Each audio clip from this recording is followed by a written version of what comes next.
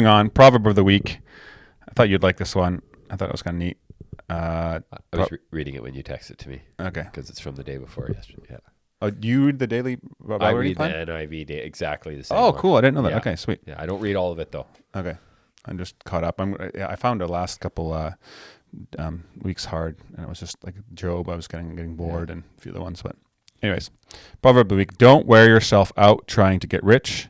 Be wise enough to know when to quit. In the blink of an eye, wealth disappears. Speaking of Job. Yes. Speaking of Job. Blink of an eye, wealth disappears. Don't wear yourself out trying to get rich. Be wise enough to know when to quit. Why do you think you shouldn't wear yourself out trying to get rich? And how do you have wisdom when to quit? When to go not too hard? I always view it as a spectrum. I view everything on the spectrum, right? So like I always look at it like some people are trying way too hard to get rich and others probably should try a little harder. Maybe that's not accurate, but also God has called people to different things. I mean, some people are... what does it mean? Like, why shouldn't you wear yourself out? And when it says be wise enough to know when to quit. Well, because you're going to do a lot of things that you shouldn't do if you're pursuing riches, right? You're basically going to, you're either going to, in some sense, you could be dishonest. In my case, I haven't cared for my family well a lot of the time.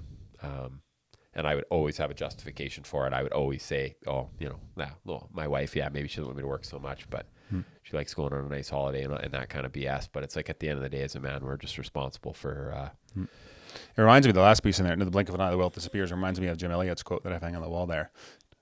He is no fool who gives what he cannot keep to gain what he cannot lose. Yeah, and everything on this earth is temporary, right? Yeah. So it's one of the jokes that me and my wife have about moving all the time.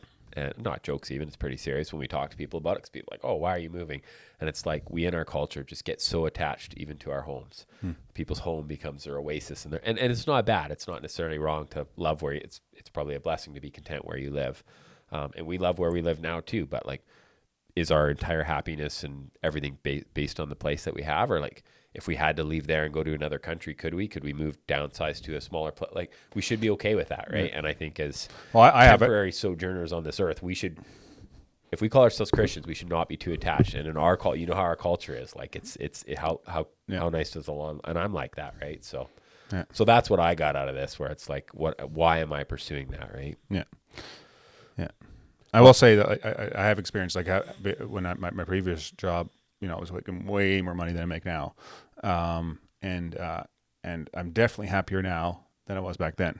Yeah. And so they are completely not correlated. So I've had that too. I've had periods where there was great wealth and very tough times, and it has made zero difference in my emotional happiness. I would almost argue to some degree. I mean, there's a lot of stress that comes with financial hardship, and a lot of people, obviously, like, it costs a lot to live now, and it doesn't matter how much money you make, you hardly have enough now. Like, that's just the way it is with how bad inflation is.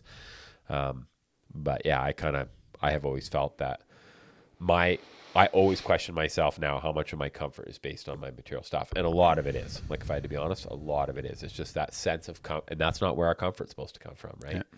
So, and that's what's cool about the story of Job, right? Where he never cursed God, even though it was, and I mean, he was really rich. Yeah. He was really comfortable. Yeah. He had it all, right?